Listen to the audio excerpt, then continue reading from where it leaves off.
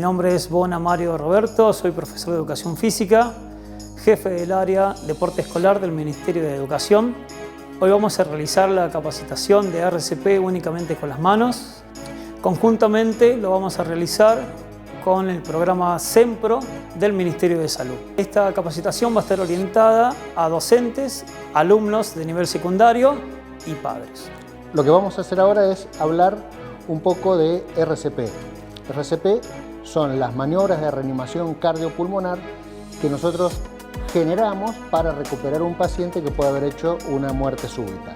Teniendo en cuenta que en el país tenemos aproximadamente 40.000 muertes súbitas por año, es muy importante que la comunidad esté sabiendo estas maniobras porque pueden salvar muchas vidas.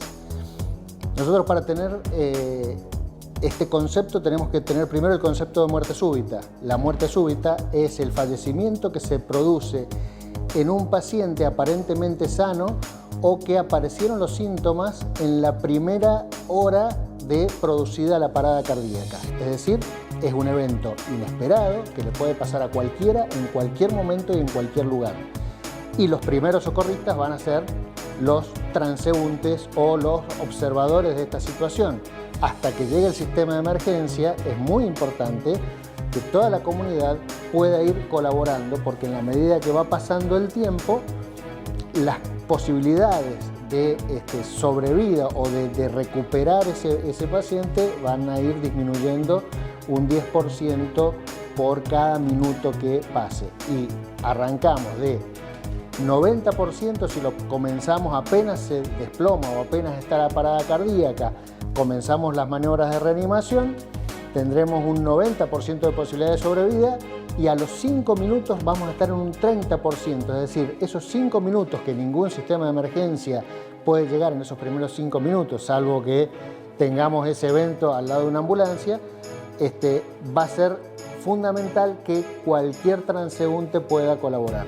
La muerte súbita es el fallecimiento que se produce en la primera hora desde el inicio de los síntomas de un paciente sano. Las causas de la muerte súbita son ahogamiento, asfixia, atragantamiento, sobredosis de drogas, enfermedad cardiovascular.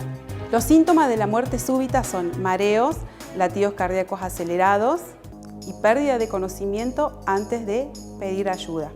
Ante el desvanecimiento de una víctima, lo primero que nos tenemos que asegurar es la escena segura.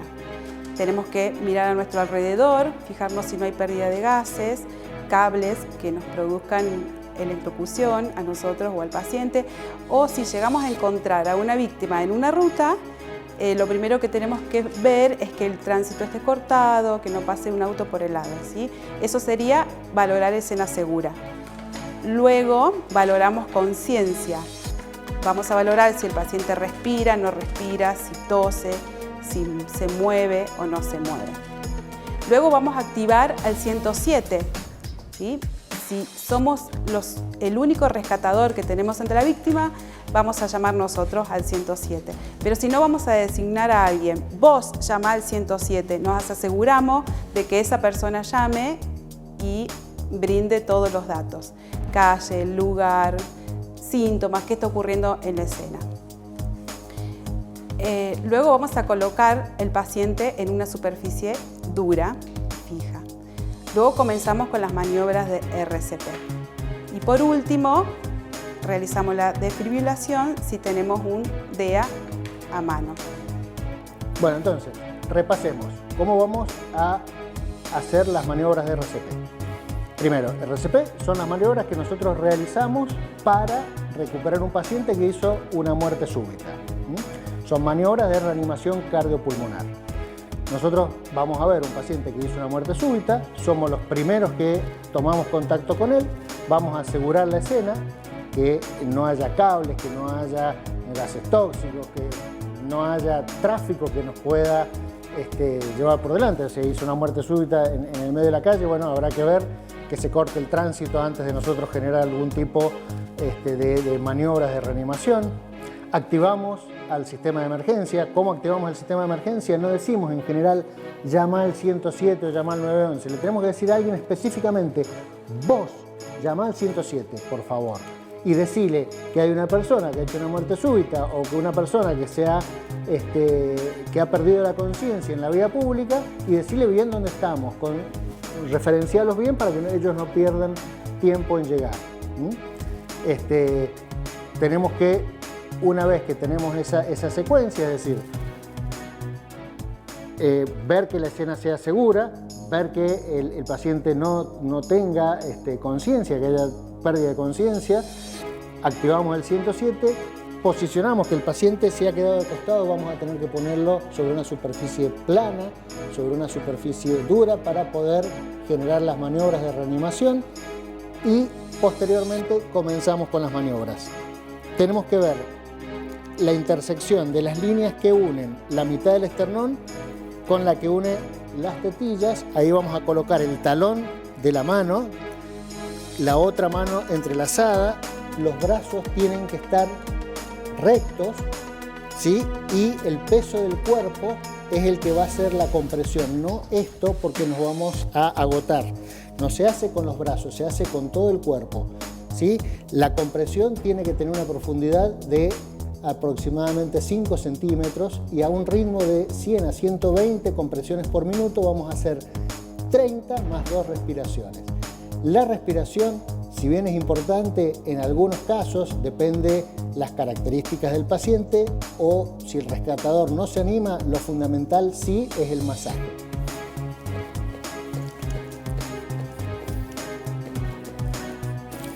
Podemos ir contándolas.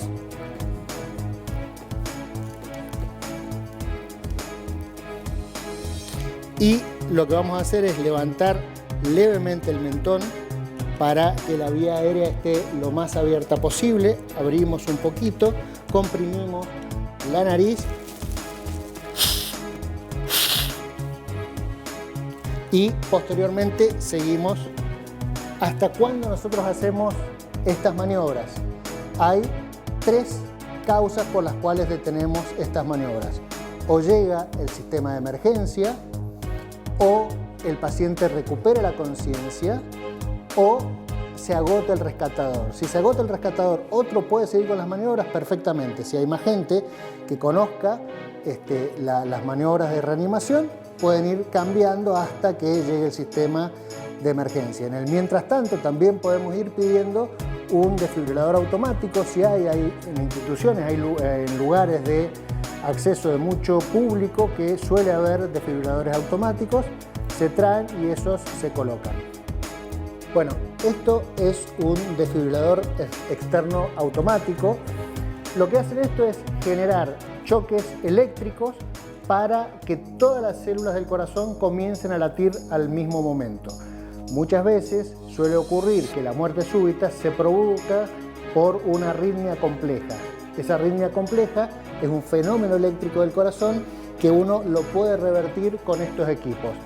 ¿Qué es lo que hace? Hace una descarga eléctrica que genera que todas las células al mismo tiempo reciban la descarga, se despolaricen o se paren al mismo momento y reanuden todas el latido en forma secuencial para generar un latido eficiente, ¿sí?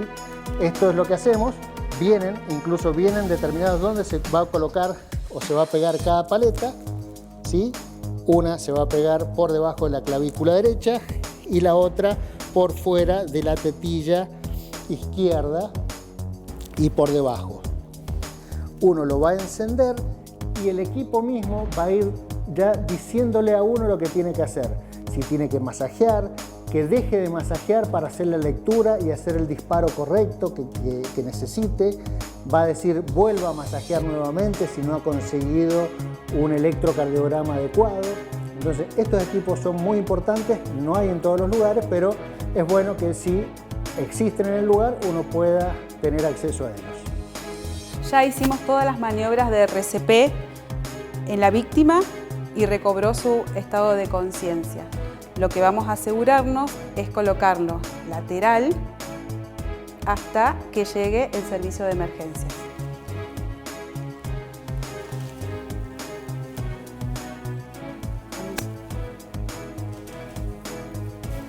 Tomamos de los hombros.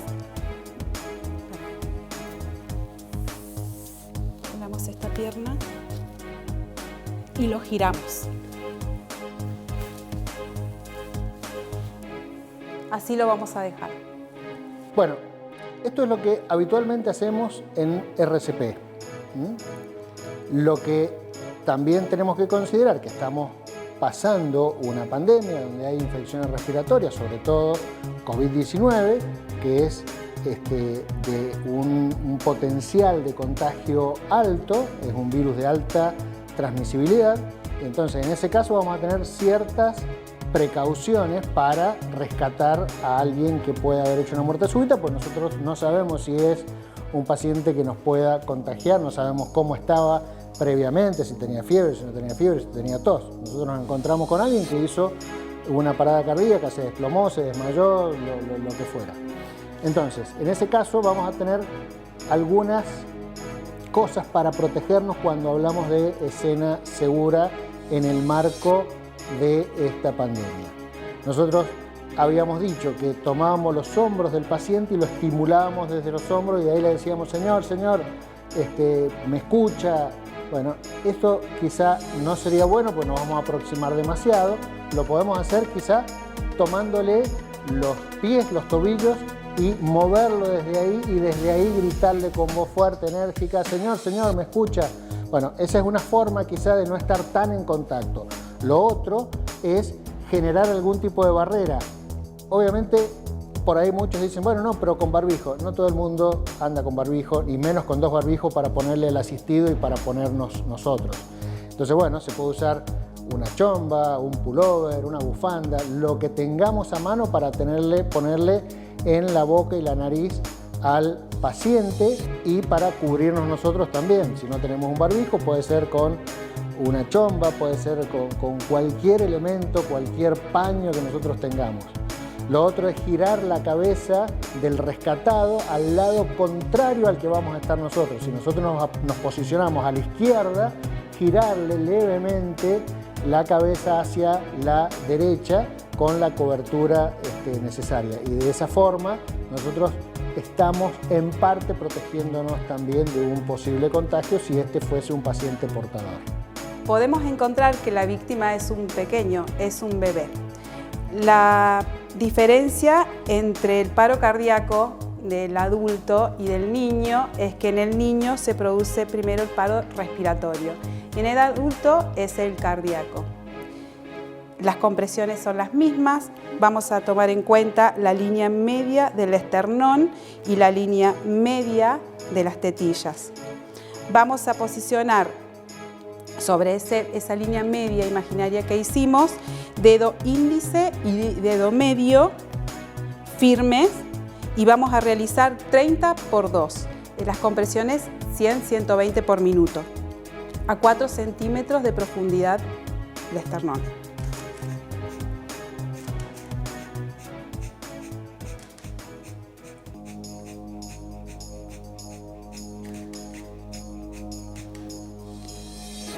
Vamos a elevar levemente la mandíbula y vamos a realizar 2 insuflaciones.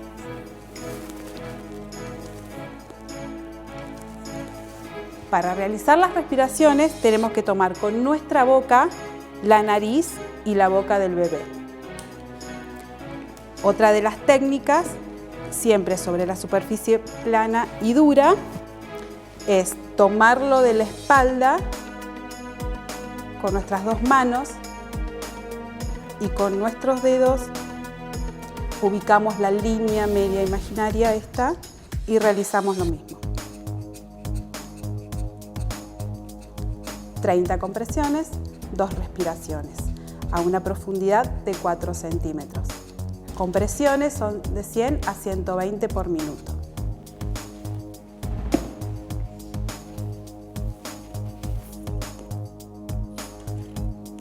Vamos a saber que las respiraciones las estamos haciendo bien porque el pecho se eleva suavemente. No dejamos de hacer compresiones hasta que llegue el servicio de emergencias. Otra de las urgencias que podemos ver y que cualquier transeúnte o cualquier persona cercana debe conocer las maniobras es la obstrucción de la vía aérea.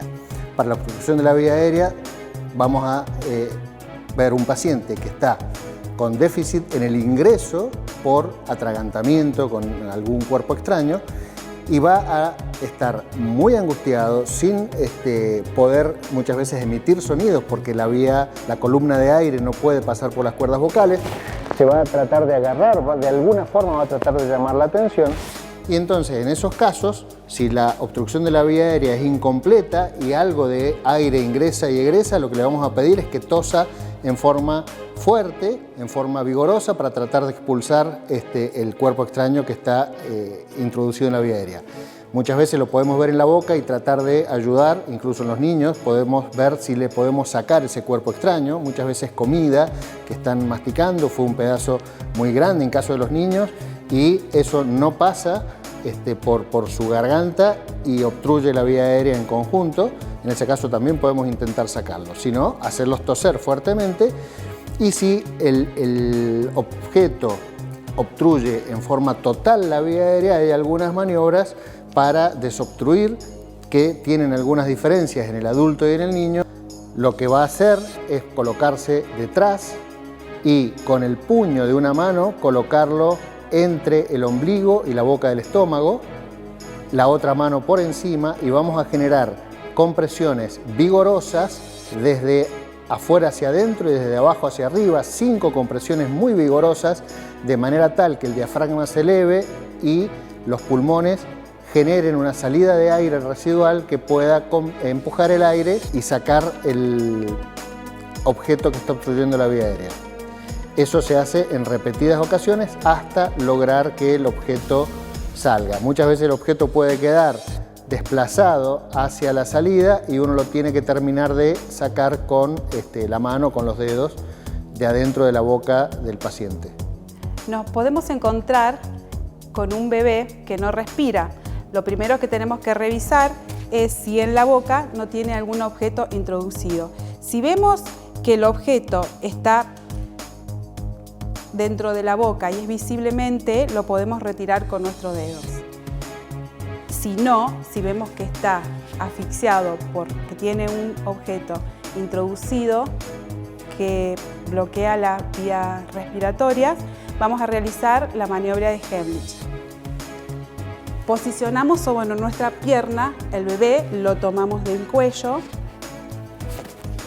con la cabeza levemente más abajo que sus piernitas.